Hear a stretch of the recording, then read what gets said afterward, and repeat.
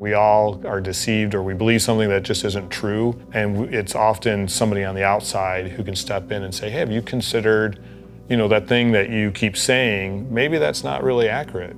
Let's take a look at what God's word says that is more accurate. Somebody may come and be a part of Riverview, they may serve on a Sunday team, they may be a part of a life group, but there's something in their life, a season in their life that's difficult. To have somebody that can come alongside them in that season is helpful. Within Stephen Ministry, if someone's giving care, typically it's meeting with the person once a week in a neutral location, a safe place for both of them. It's very interpersonal, very relational, a lot of listening, a lot of praying, but really just trying to listen to somebody's story and offer hope in the midst of that story.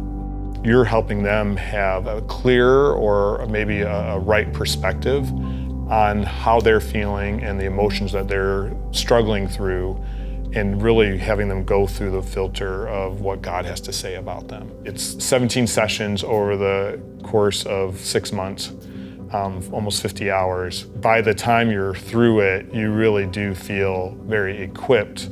Personally, I think it's an excellent training and an excellent program to really help people care well for people consistently while having a broader community that they can go back into and do life together. The hope is not to simply fix the issue because it's just going to come back.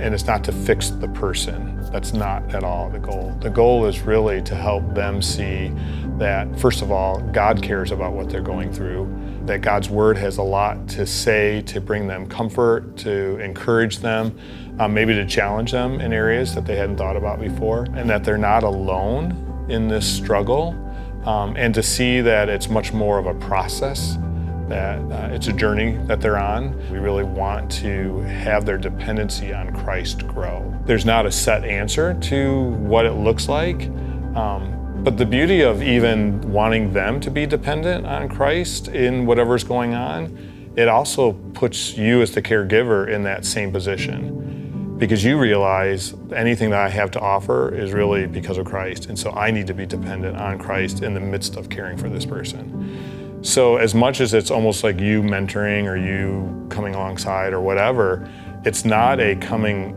above the person. It truly is a coming alongside, a side-by-side aspect, because you are in need of Christ just as much as they are. So even though their struggles may be different than yours, there's still a need and a dependence on Christ in all of it.